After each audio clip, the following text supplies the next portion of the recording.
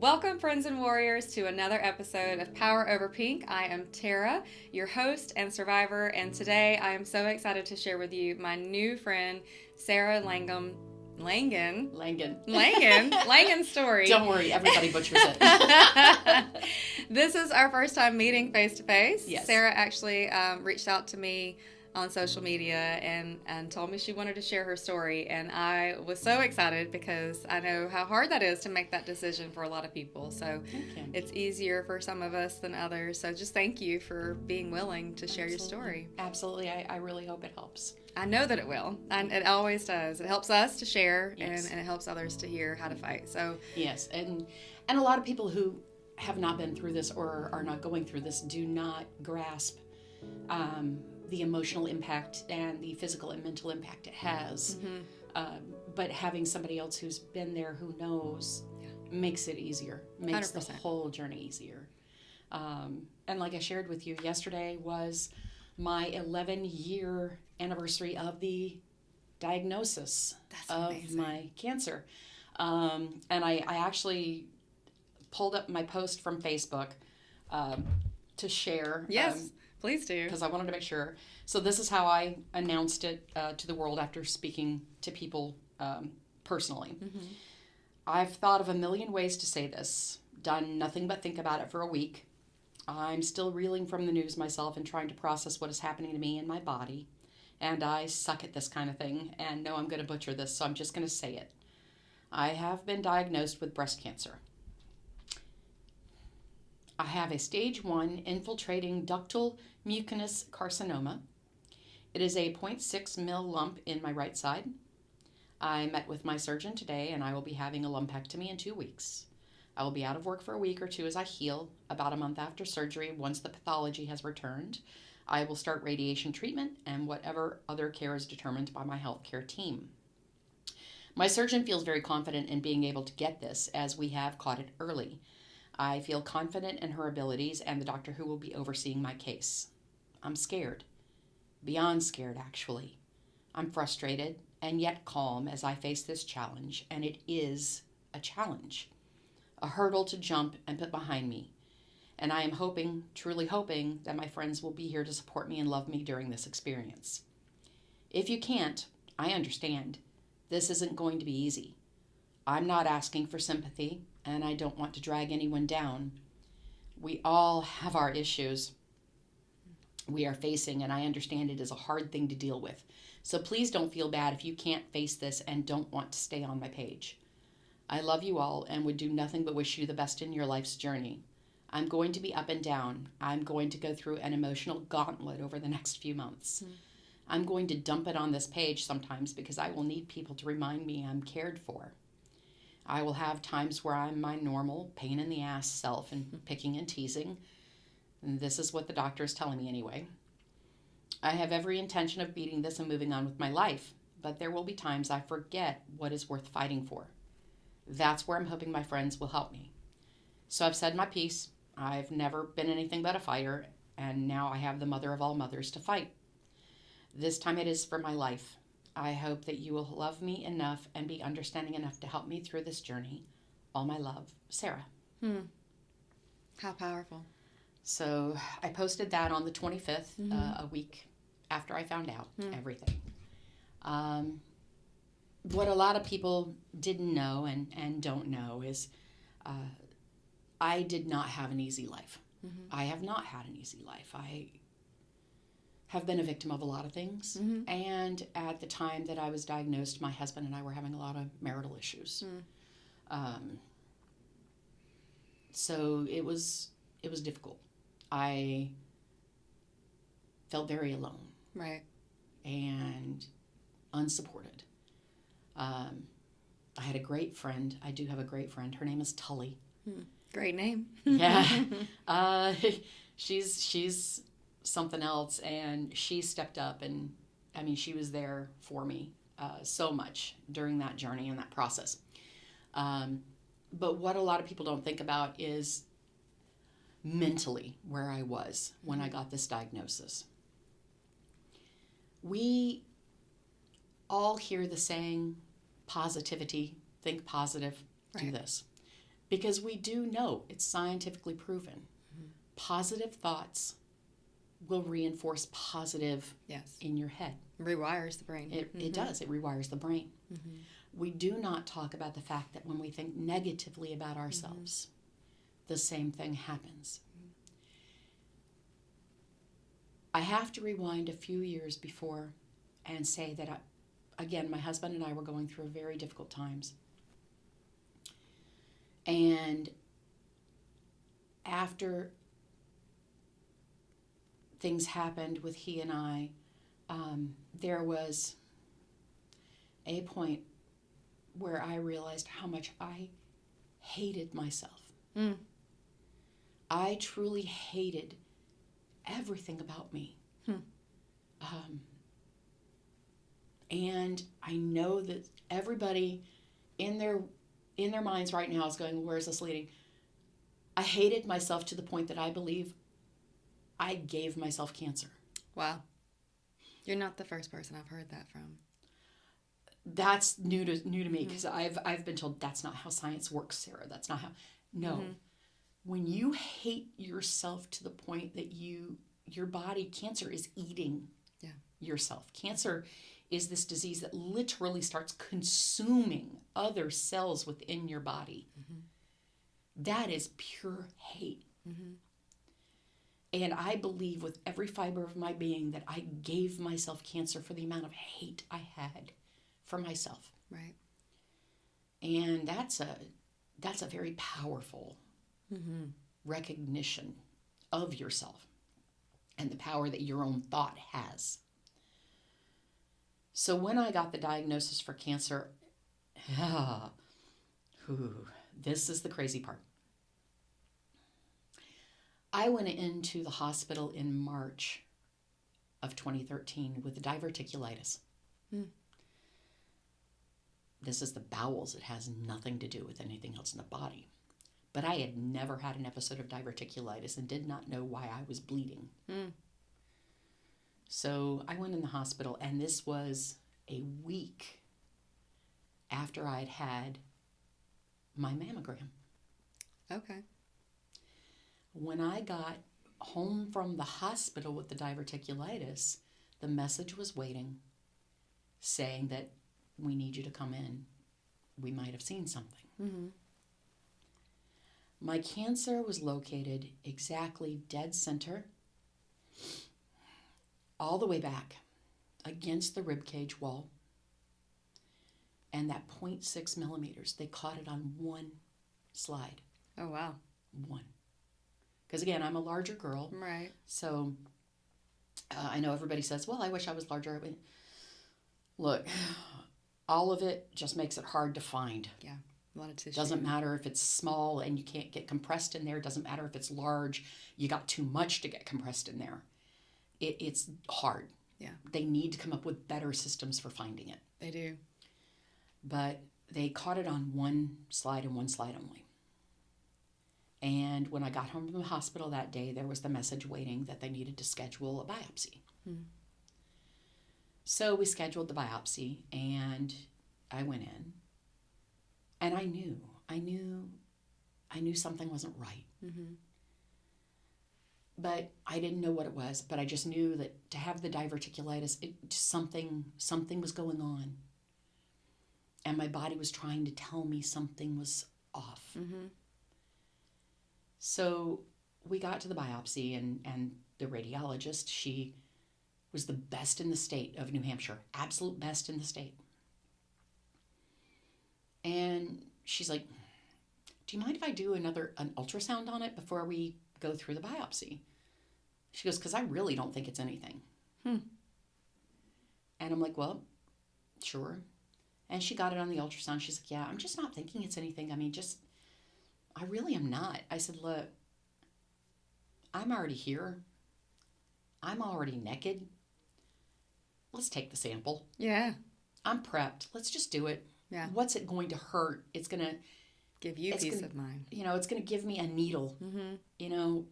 I don't like needles, but let's just do it. So she did it only because I insisted. She didn't place a marker where she took it out because she was so positive it was not going to be cancer. I waited for the results. The spot she had placed the needle in and out itched and wouldn't stop itching, and got a little scab, and it would just pick off and just go again and again. It just would not heal. Mm-hmm. And I knew without a shadow of a doubt Yeah. what this test was going to come back as. I knew it to my core. So when she called me a week later, she, on yesterday, April 18th, so I mean, all this took all this time. She's like, Miss Langan, I need you to sit down. I said, I'm sitting. I know what's coming. And she said, she goes, I'm so sorry. She goes, I've never been wrong. I have never been wrong. And still, it was all about her. Right. And how she had made this mistake. And she goes, I'm so sorry. I don't know. I'm just so sorry. You have cancer. And I sat there on the couch, and I'm like, okay. And she just kept apologizing. I was like, okay. So then I had to tell my husband and my children. Mm-hmm. And my husband's mother passed away from breast cancer. So I thought somebody would have more sympathy Right. towards what I was feeling. And that is not what I got. But okay. And Tully was there, and I told Tully, and she held me. And we just started moving forward. And there is nothing like the conveyor belt of cancer. God, that's all it is. It's a freaking conveyor belt. You get your diagnosis, you're meeting with the surgeon 2 weeks later, you're doing this, it's just you're on this conveyor belt, and it just doesn't stop. But we got to the day of the surgery. Because she had not placed a marker, they could not find where the cancer was. They lost the cancer. They didn't tell me this. So, not at first. They took me in to do a stereostatic mammogram, which is where they place all the needles, compress you, and then place needles. Yeah. I looked like a porcupine boob. I mean, I'm not kidding. Yikes. And they placed a gurney, whatever, what do they call them? The Johnny over me, and wheeled me out into the waiting room with my husband. And it was the radiologist and the surgeon, and they're like, Miss Langan, we have to give you 3 choices right now. We can't find the cancer. So, choice number 1, we can take out where we believe, had anticipated, and, scoop it out and hope for clean margins. We can let it grow and wait, or we can take more and hope for clean margins. I said, baby, I got plenty. You ain't letting it grow. You're taking it out today. Yes. Get it out of my body, please. Get it out. Get it out. I'm like, no. Yeah. Just no. Grow? Hell no. Why was that even an option? Well, I understand, because they didn't want to overkill. I'm like, as far as I'm concerned, we can go in, we can do a mastectomy. You could take the whole thing. You can take both sides. We're not letting this grow. Yeah. And they're like, we can't do a mastectomy. I'm like, at this point, I don't care. Right. Take it down, scrape it down to the rib cage. It was sitting there right there on the ribs. Scrape it down to rib tissue. Let's go. Yeah. And so they're like, okay, that's really your decision. I said, yes, take more. I'm fine. Yeah. But we're not. No, I've gone through a year of feeling like crap every day, and I didn't know why, and I've, lost so much in the last year. No. Just do it. Yeah. So they did the lumpectomy, and it did come back clean margins. Thank you, God. Yes. Thank you, God, for that. And they decided that I did not need chemo. Okay, that's amazing. Yes. So they put me to radiation. And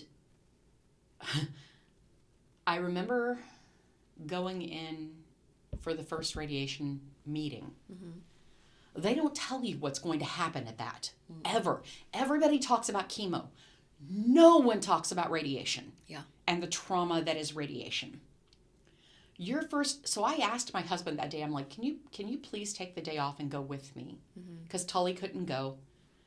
And he's like, I can't take a day off work. And I'm like, I'm sorry, what? Right. He goes, yeah, no, we're short on drivers. One of the guys has brain cancer. And I went, and you don't think your bosses would understand that your wife has breast cancer?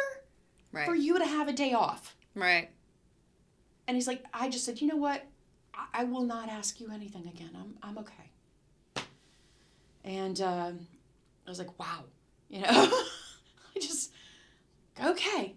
So I went into this radiation appointment because I don't know why I was so nervous and scared about that one, but I was.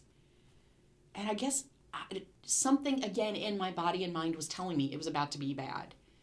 And you go in there and the doctor was as cold as ice. And I mean, just not personable, not anything. And then he goes, okay, come over here. We're going to get you measured. And I'm like, okay. So I had to strip in front of complete strangers I had met 5 minutes before to lay out naked with my arms above my head in this machine and have it measured. And then all of a sudden they come out with a tattoo kit and they're tattooing me. And I'm like, what are you doing? They didn't tell you beforehand? They never told me. So now I'm getting tattoos, and I'm like, no, whoa. When I put ink on my body, I want to choose that ink. Right. And they're like, well, you don't have a choice. I said, there's nothing semi-permanent. They're like, well, no. And this is exactly what the doctor said. When you get cancer again. Oh. Excuse me, sir. We need to know where the radiation was before. Wow. And I lost it. Yeah. That's the day I lost it. I went home and I bawled. And I wanted to die right then because it's like, when? What does he know that I don't? Right. What is he telling me right now? What is, and there was no one for me to cry with. And it was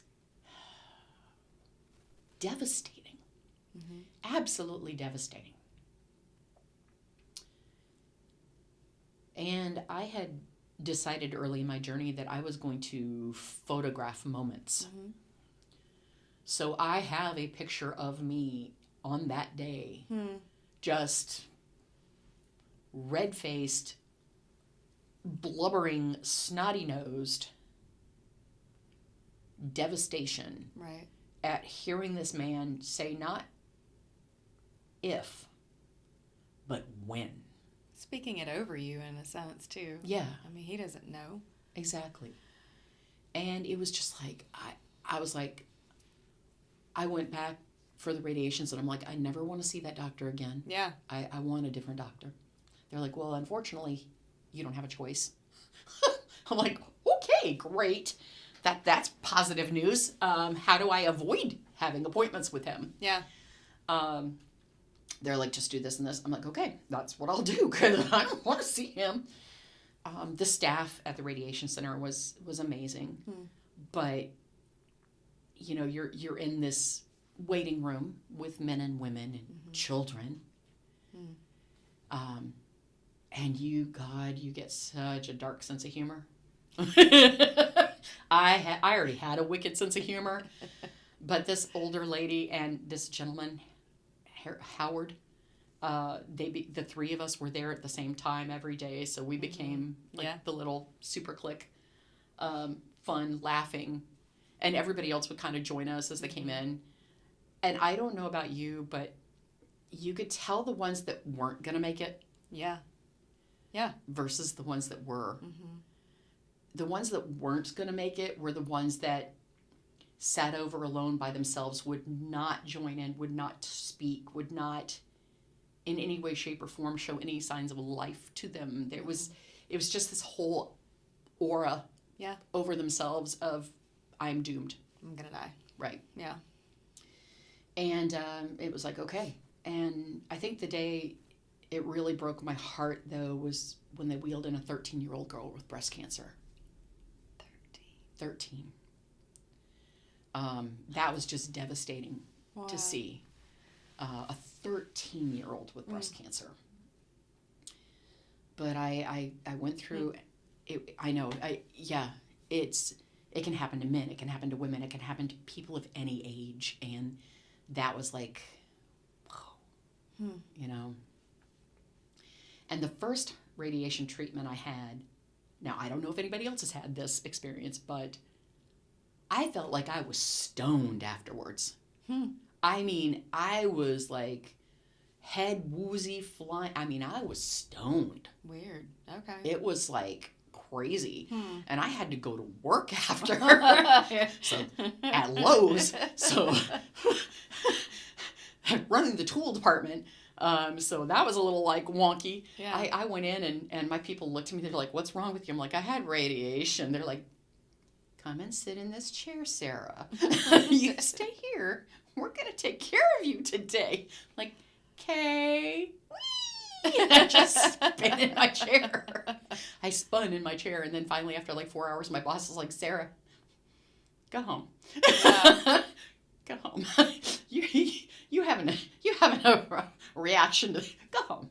Yeah. Okay. But one of the funniest moments, like I said, we get the wicked sense of humor. Dunkin's had come out with a neon green culotta, and it was like a sour or green apple flavor or something. And I got it and I took it into work, and one of the guys said, did you hold that too close to your chest? I'm like, yes, I did, and it tastes great. You know, I mean, what? Not like sucking in more radiation. I'll be the Hulk soon. All right. And, it was just like so crazy. But, you know, Tully, like I said, Tully was so great. And the day they did the lumpectomy, when I came out and I was in recovery, they asked me what if I wanted something to eat or drink. And I said, yes, I'd like a margarita. And, a charcuterie board, please. Yeah. And they're like, here's an orange juice and some crackers. I'm like, we didn't specify. I'm like, who do I complain to about the wait staff here? But as I'm waking up out of this, I'm like, what in this world? Tully had crawled in the recovery bed with me and was holding me as I woke up. Oh. And it was like, and my ex was there. Who he is now my ex. But at the time he was my husband and he was there. But she crawled in bed with me and just held me. And then as they were releasing me from the hospital, she took over driving my wheelchair, and she was like pretending to drive me into walls and pretending to dump me in the fountains and making me laugh. Right. And think the positive things. And after I finished the radiation, I realized that I had to change my mental thinking. Yeah. And my husband and I separated about a month and a half after I finished radiation. Oh, wow. We got in a fight, and he said some not very nice things. And I said, wait a second. I said, I've just gone through all of this, and wait a second. Right. And you're calling, his exact words, as you are the most selfish woman I've ever met on the face of this planet. Okay. How dare you jeopardize our son's future for the sake of your own wants and needs? What does that even mean? Fighting for your life, or I had asked him if we could buy a fixer-upper home. And he said that I was jeopardizing our son's college future because I want to. Or securing it because Yeah. the money you could make. And I'm like, I said, wait, that doesn't make any sense. It just makes no sense at all. I said, I've just literally, because we had made the decision before all this cancer happened that we were going to move back home here to Florida, my home. And so I had gotten a job transfer, and I had moved back down here. We were going to live like a military family and just, see each other as many times a year as we could. Our son was going to go to college here, so he could be in state, and Florida is a lot cheaper in state than New Hampshire is. So we'd made all these decisions together. I moved down here 3 weeks after finishing cancer, 3 weeks after radiation. Wow. I packed up a car and I moved across the country. And a month after that, I said, Steve, instead of paying rent, I think it'd be a really, really smart idea for us to buy a fixer-upper home. Rates are really good right now. The mortgage is going to be cheaper than rent. Yeah. And somehow I was selfish for thinking this. And I said, you know what? After he told me all that, I said, you know what? I really can't talk to you right now. I need to calm down. What you said is not okay. And I need to calm down and think on this for a couple of days. And so I hung up our Skype call, and 2 days later I texted him, and I said, hey, I'd really like to talk, and he never responded. Over the course of the next 2 months, he never responded to a single text message, email, letter, phone call, Skype, nothing. And I'm talking 200 emails. I mean, this was not like me not trying to communicate. He just cut me off. And Tully called me, and she's like, why are you leaving Steve? Because I wrote him a letter finally on the, I think it was Thanksgiving. And I said, okay, if this is really how you want our marriage to end, I'm fine with it. I'm done fighting. At this point, yeah. I'm done. And apparently he told everybody up there that I had married him to use him to move back to Florida. And he didn't understand why I was leaving him, because he was going to talk to me when he came down so we could work it out. Oh, okay. And I asked Tully, I said, and when is he coming? Yeah. She goes, April. I said, wait a second. So you think it's okay for a husband not to speak to his wife from September until April? 9 months. Right. And we're just going to work it out and that's all going to be hunky-dory? No, I'm good. I'm good. Yeah. I'm done. And she's like, no, he didn't make it sound like that. I'm like, no, he never does. Of course he didn't, yeah. Of course he doesn't. He never does. I said, but it's okay. I said, I'm going to be okay. And my mother was like, and my mother lives here. My whole family's here. And she's like, you need to figure out what side your bread is buttered on and go back to Steve. And I said, you know what, Mom? I think I'm going to learn to butter my own bread. Good answer. And that's what I've done. I started therapy. And I started really working on myself. And then I had this beautiful epiphany 6 months after I moved back down here. I went to Pensacon. It was the first Pensacon. And Richard Hatch, who played Apollo in the original Battlestar Galactica, God rest his soul, he was a very sweet man. He didn't know any of my history. He didn't know I was 6 months out of cancer. He didn't know that I was 6 months out of a marriage, that all these things had happened to me. And I'm walking across the Pensacon floor, talking to this young 16-year-old man who I'd kind of semi-adopted for the day, because he was there alone. And I have a love of children, and I don't like seeing people alone. And that mother instinct in me just takes over. Yeah. And Evan was his name. And Evan and I are talking. We're walking across, and all of a sudden I hear you. And everybody on the whole floor is like stops and starts like, what? What's going on? And there's Richard Hatch, and he's pointing at me going, you. You are beautiful. No. You shine with a light inside of you that is irrepressible.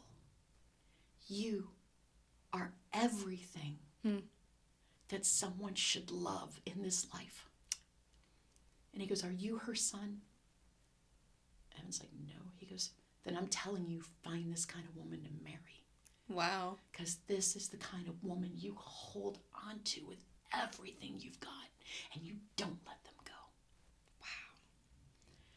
And I'm like, what's happening? And I just looked at him, and I walked over to him, and I kissed him on the cheek, and I hugged him, and I said, thank you. You do not know the gift you just gave me. Right. And that started me really starting my process of healing, and recognizing that there was still something within me that was beautiful. I was not done. I was not damaged beyond repair. And like I said, I went into therapy, and I started really working on myself and finding my voice and finding my power within myself, and advocating that there are 3 things you must do in this life. And number 1 is listen to yourself. Yes. You've got to listen to your body. You've got to listen to the signs and the things that are telling you something's not right, because you're the only one that can recognize them within yourself. Number 2 is advocate for yourself. Yes. If I had not pushed for that biopsy, what would have happened? Right. You know, I mean, she was positive. I could have listened to the doctor. She's the expert. And the best of the best. And the best of the best of the best. I mean, she even kept telling me she was the best of the best of the best. There was a reason. And, but she missed it. She missed it. And, you know, and number 3, learn to love yourself. Because, and that's the hardest one, because we've all got trauma in our lives. There's always something. Right. And you can be like me growing up and go, you know what? They've got it worse. I'm okay. You can get into those self-fulfilling circles of life where you're so used to something happening that you, without even realizing it, are forcing it to circle again and again through your life. And at some point, you have to take your own power and learn to love yourself. And that starts breaking the cycles. Yeah. So that was a lot, huh? It was just right. It's, cancer is not an easy journey. No. And I have a friend, I've been thankful because I've been so forward with everything that happened to me that I have had multiple friends reach out when their mothers have been diagnosed or themselves. And I have been so grateful to be able to provide those people a little bit of wisdom and a little bit of comfort with everything that's going on. But those 3 things I just said are the same 3 things that I told my friend who's currently going through it. And I told her, I said, no matter what happens, advocate for yourself. And as much as you believe that you take somebody with you and they're going to hear everything, or you're going to hear everything, no, you're not. Put a voice recorder on your phone. Right. Record these things. Listen to them again the next day and the day after that, because you're going to keep picking up things that they said that you're not going to remember, and no one else is either. Yeah. The books they give you in the book bag, read them. Yes. And if you're, I'm sorry, I'm going to trash on my husband for just a second here, but this also shows what I was dealing with. I got my book bag of books, and one of the books was The Companion's Guide to a Survivor for the partner to read. And mine refused to read it.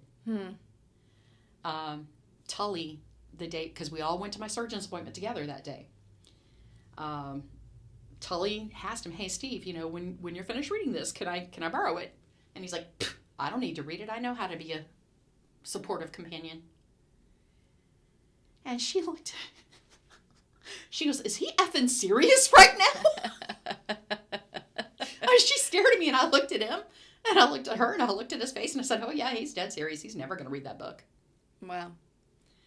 And she was like, I don't even have the words. And I'm like, this is my support system. This is my husband. Right. But it's a, so that's a good clue. If your partner is like, I know how to handle this. No, no, they don't. Because I went inside and I asked him, I said, so there's not anything that you might have learned or thought about differently by just reading this small book. He's like, what, you're mad at me? I'm like, I'm not happy. Right. I need you to be here for me. I mean, this is showing me, you know. And that, again, that played throughout the entire thing is, he just, when he wanted to be there, he was there. If he didn't want to be there, he wasn't there. And it's really a difficult enough journey without having support. 100%. So I am beyond grateful for Tully. She made everything better. And I am beyond grateful for those women who have contacted me after and told me,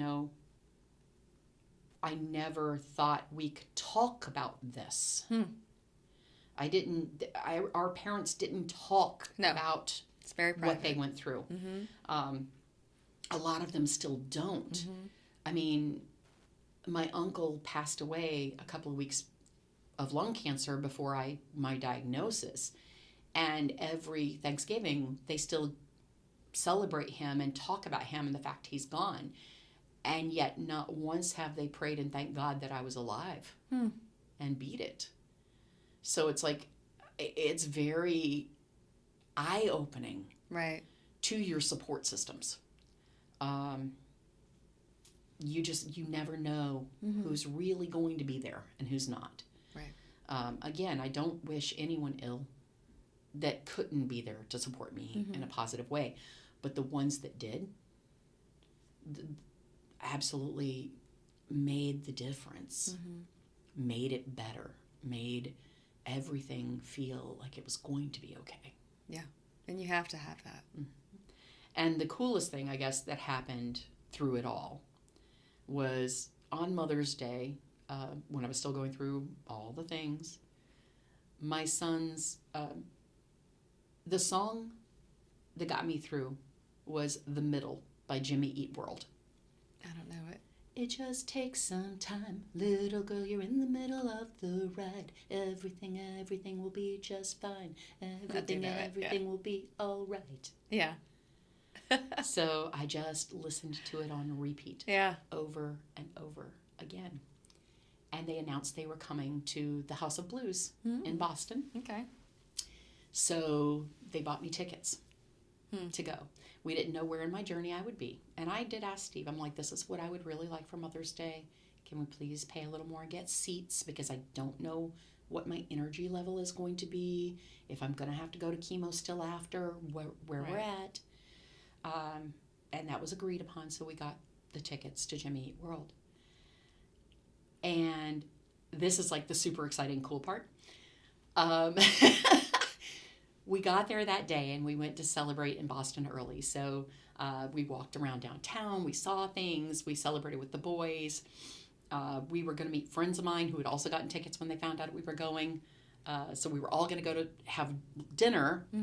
And again, the Avengers had come out, so we were going to go have a shawarma moment. Nice. At the shawarma place down the street and then go to the concert. Well, as we were walking down the street, I happened to pass some of the guys wearing t-shirts for the radio station putting on the concert. And I stopped and talked to them and I said, I'm so excited for tonight. I cannot believe I'm going to get to see the band that has gotten me through this battle. And they're like, wait, what?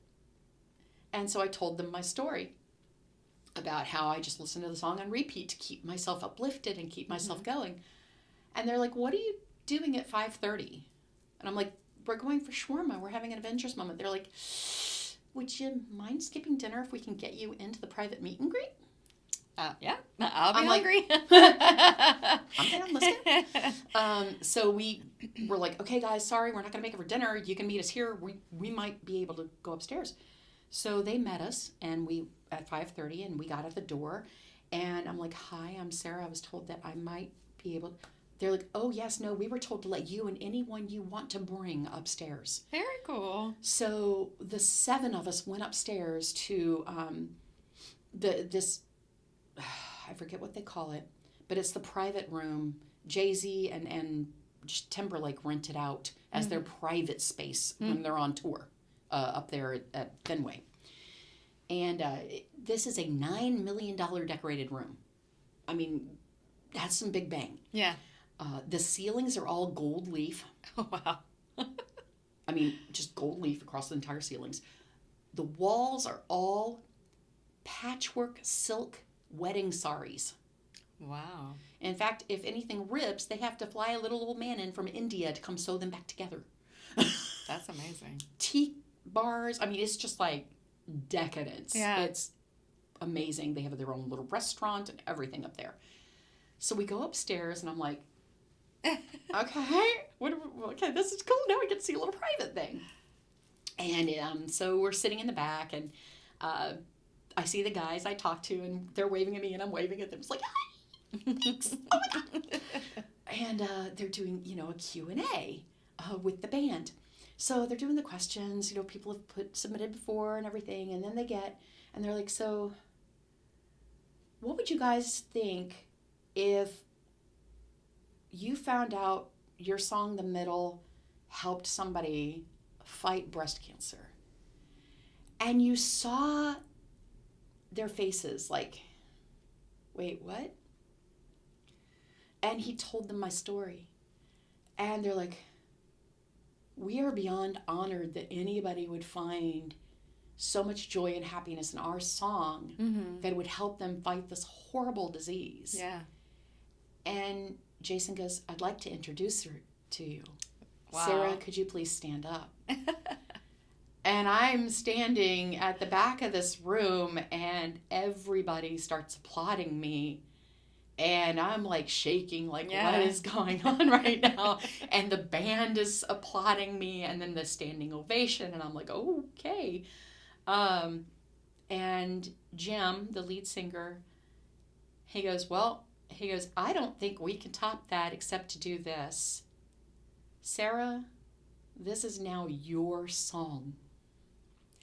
And they sang The Middle to me acoustically. Wow. Did you just cry? Oh, yeah. Oh, yeah. Kim and Carla and I were just all like, my son Garrett, he had his hand on my shoulder, and I was just holding it the whole time.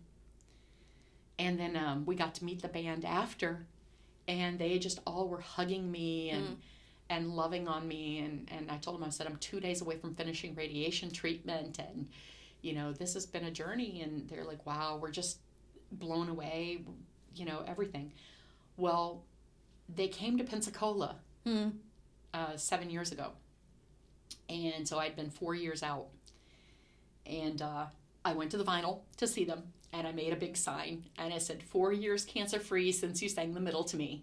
Sarah, I love Boston. That. Yeah. And I had it, and I got there super early, so I was like third in line. Yeah. Because I was going to be on that fence line. I was going to run, roll it, and just watch their faces. I was ready. And my son, Montana, went with me, and he ran down to get a pizza for us at Hop Jack's, and I was talking to Stone, who was a DJ at one of the radio stations here that was presenting them on, and he and I had talked before online. And he's like, yeah, he goes, that's right. I told you if I ever met you, I was going to buy you a beer. So he sent out an entire tray of beers to me. I'm like, okay. And then he's like, what's up with your poster? And I showed him. And he's like, oh, that's freaking cool. I'm like, yeah. And I told him the whole story. So Montana had gone, and I'd gotten to talking to everybody in line around me. And Stone goes, come with me. And I'm like, what? He goes, bring your poster and come with me. I'm like, what are you talking about? I said, Montana's not back. I can't lose my place in line. He goes, you're all going to watch for her place in line, right? They're like, uh-huh. He goes, because I will hunt you down if you don't. they're like, okay. And I'm like, where are we going? And he takes me around the corner of the building and in a door, and he goes, wait here. I'm like, okay. And the band walks in. I'm like, are you kidding me? This is not happening. So and they're like, meeting everybody, and I just unrolled my poster. Yeah. And Zach, the drummer, reads the poster and looks at me and just screams and runs for me and hugs me. Oh. And he's like, we've thought about you so much. Oh my God. And the whole band, next thing I know, they're all enveloping me in this giant hug with this band. Yeah. And it was like, I was back with my friends, and they were just celebrating with me this amazing thing. So I got on the fence line during the concert, and I said I would here because I wanted you guys to see me happy and healthy and whole. Yeah. And you guys helped me do this. You helped me. And they're like, we're so thankful. Wow. We're so thankful. And so they, we did the concert. I danced. I danced on that front line the whole night. And then at the end, when they go to toss the drumsticks, Zach instead went like he was going to do it, and then to me with both drumsticks. So, and they had signed my poster. Yeah. So I have the poster framed with the drumsticks on the side, glued on the side, with pictures of them from that night and all around the thing. And I hang that on my wall, and I look at it. And then when I celebrated 10 years last year, I commissioned Rodman Visions, and we went to the Graffiti Bridge, and we painted, a mural on the Graffiti Bridge, and I danced to the middle in front of that mural and popped a champagne. Yeah. And sat there at the Graffiti Bridge with one other person, just one friend, drinking that champagne. And that's how I celebrated. It was very low key and very me. Yeah. Big and loud out front, but really quiet on the. Yeah. Because I get told I'm a big energy person, and but until like you see me, then like when I'm not all the talking, I'm just very quiet and kind of there. But it's been a hell of a journey. Yeah. A hell of a journey. And it still impacts me all these years later. Mm-hmm. And it, you just never, there's no going back to the way it was. Mm-mm. But getting to that 10-year mark was like huge, really huge to me. Because with my particular type, the more years that pass, the less chance you have. Right. So that doctor was wrong. He was wrong. Amen. He was wrong. So, But I even went back because, they offered tattoo removal services for free at some clinics up there. And I went back a year after, and I said, hey, can but you have to have a doctor's note signed off that you can have the tattoos removed. And he told me again, no, when you get it again, I still want those markers there. And I'm like, you're an asshole. Yeah. Yeah. So I have these 3 marks, these 3 little blue dots that I hate with a passion that I have to live with for the rest of my life because this one doctor is just so positive that you're going to get it again. That I'm going to get it again. But you know what? I'm going to live, and I am not going to get it again, and he's going to die a miserable, lonely human being while I am going to celebrate every single day of my life. That's right. Truly, you don't get to tell me when I'm going to get cancer. You don't get to tell me when I'm going to die. Exactly. You don't know. You're not God. You're just a doctor. Exactly. God is the only one that can tell me when I am going to pass away. You are not God. You may think you are, because doctors, some of the doctors do. Some of them do. Okay. Honestly, I think about the female one that didn't want to do the biopsy. What a humbling experience for her. And how, hopefully because she was so apologetic, she used that as a learning tool to be like, you know what? I don't know everything. I'm not always right. Oh. And so maybe it saved a life going forward. That's what I hope. Yeah. Because people told me they're like, you could have sued her for that. You could, and I'm like, why would I do that to her? She's another human being. She's a human being. She made a mistake. Right. Yeah, it's my life on the line, but I'm also the one that gets to choose how it impacts others. Yeah. Yeah. My willingness to forgive is a bigger impact than my getting in her face and saying, you were wrong and you don't deserve to be a doctor anymore. Right. And truly, like you touched on, our thoughts are everything. And unforgiveness is a huge part of that. It creates a bitter root in us. And so forgiveness is for you.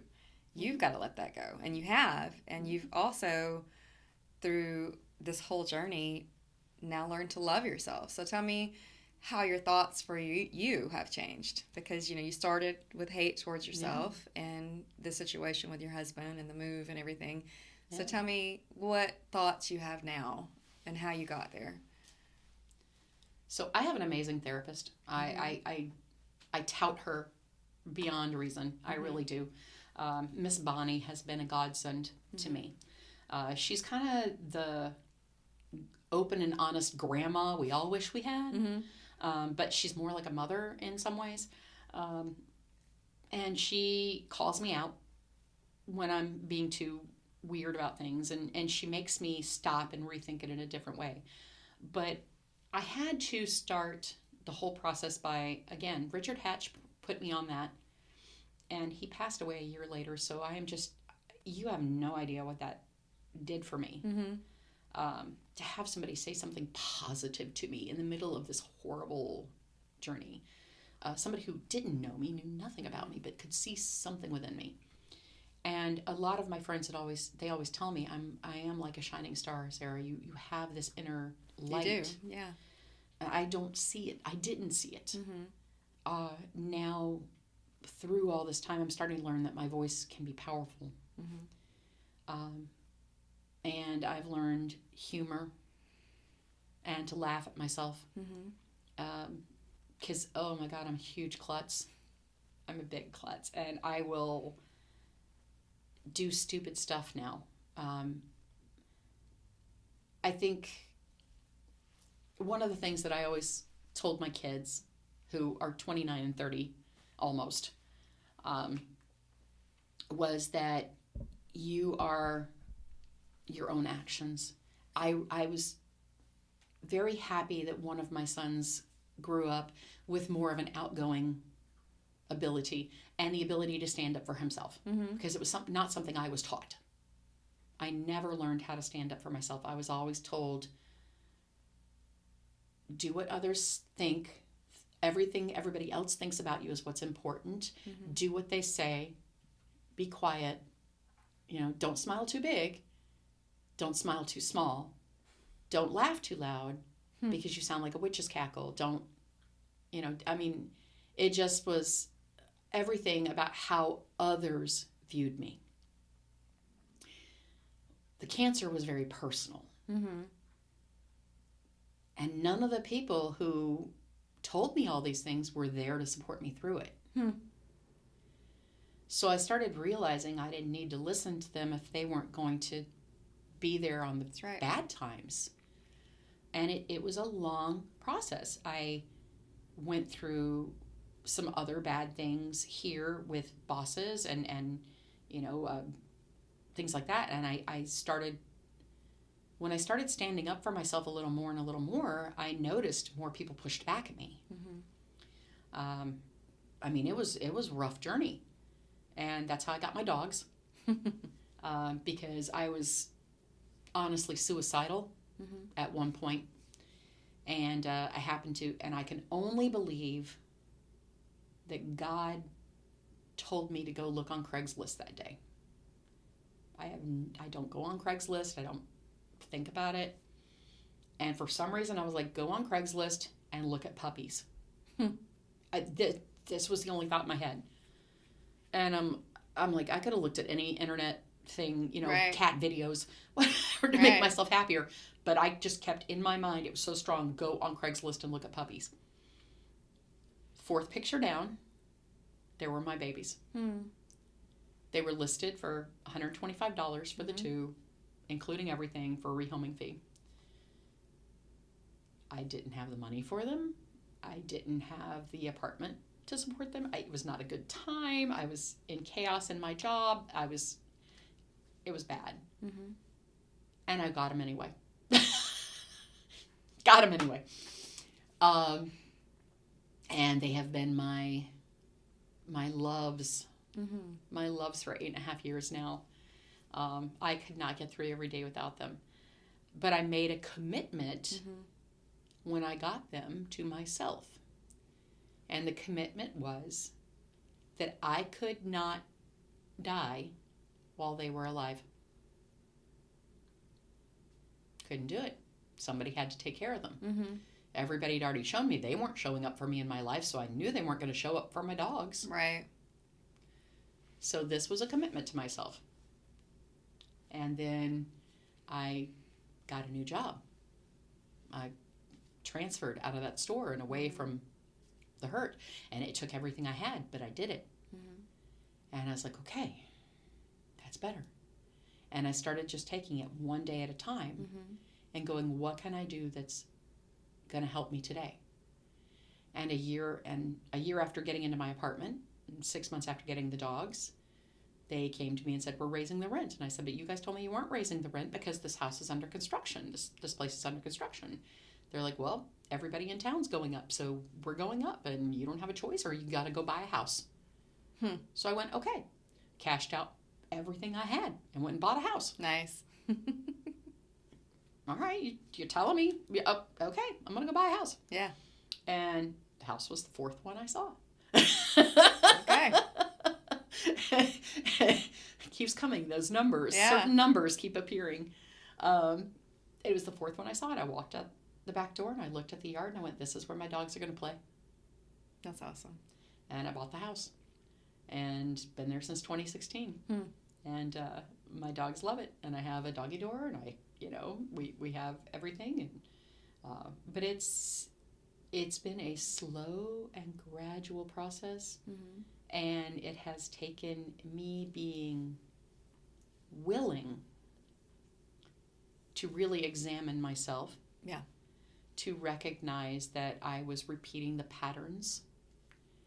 And the way I described it one time was, we see ourselves, we're standing in front of a mirror, looking at ourselves, and we see everything so clearly. And then somebody goes by and flips the light on. And all of a sudden, it's like, oh, wait, this is a whole different view. So being willing to do the hard work to really look at why I react the way I react to things, that I am in control of how I respond, that it's okay for me to think differently than others, and to still be respectful of their feelings on it, but to understand that I have a choice. I have a choice. Yeah. And you don't have to like me. And that's okay. And that's okay. I'm not as much of a people pleaser as I used to be, which apparently is why I'm single.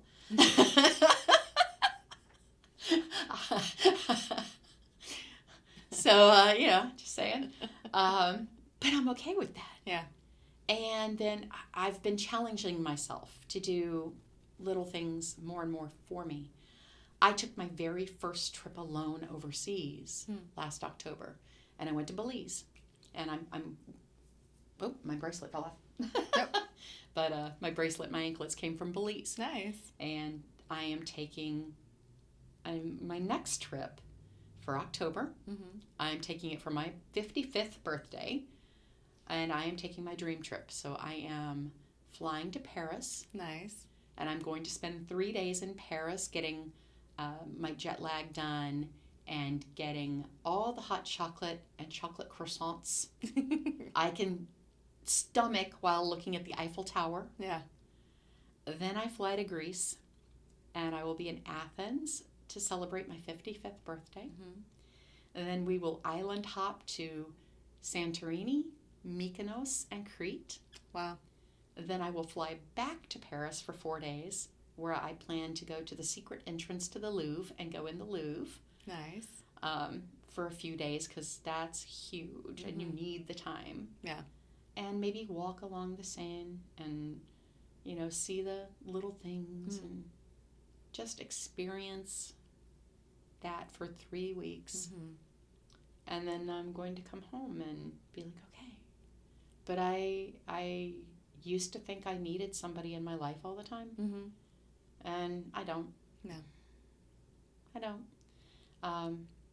My circle of friends has grown smaller, but they're real. But I think a lot of my happiness now comes from just recognizing that I'm okay being me.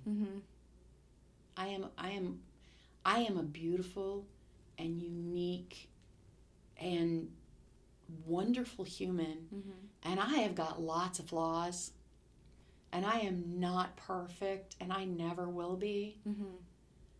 But I've got somebody who forgives me for that. Yeah. That's way above anybody on this mortal plane.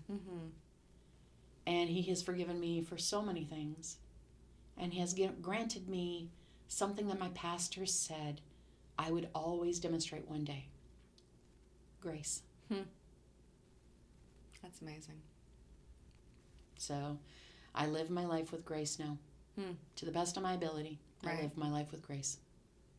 Well, I'm sitting here thinking of your whole story, and in my mind, for some reason, I'm summarizing it, and all I could think is, take back the power. Take back the power. And you have taken the power from the words spoken over you, from the people in your life hurting you, from telling you you're going to get cancer again, from all the things. You've taken back the power, and the power is within you. Yes. And the power is everything. So, And it's not been, it's taken me 11 years to get to the point where I can say, I'm happy. I like me. I like the person I am now. And maybe she makes other people uncomfortable with her big energy.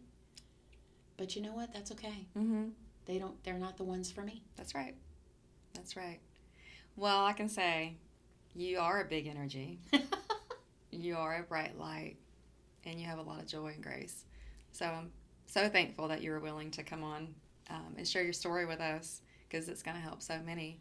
I think as women, a lot of us internalize and speak things over ourselves, and we got to stop it. We've got to self-love. We've got to love ourselves and be able to grow and change and forgive and just listen to our own bodies and be our own advocates. This is the story on repeat with so many of the survivors who have shared with me, and myself included. So, truly, it's so important for all of us to take back the power. The words spoken over us don't hold authority over us. The thoughts we have don't have the ability to change the course of our lives anymore. We've got to stop that. So thank you for that. Thank you for sharing that. Thank you for sharing your tips. Thank you for sharing your story. 11 years. Yeah, 11 years. Yesterday. Yeah. Nothing happens by accident. Nope. It's my absolute honor to be included in a group of warriors that we fight something not a lot of people understand. So, whether you're a man, a woman, a child, facing this, you're not alone. No. You are not alone. As much as sometimes the world can make it feel like that, you are not alone. And you have the power in yourself to heal. Yes. And you have power over pink. You have power over pink. Well, God bless you. Thank you.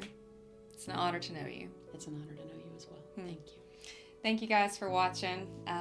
Stay tuned for more warrior stories, and take back the power. We'll see you next time.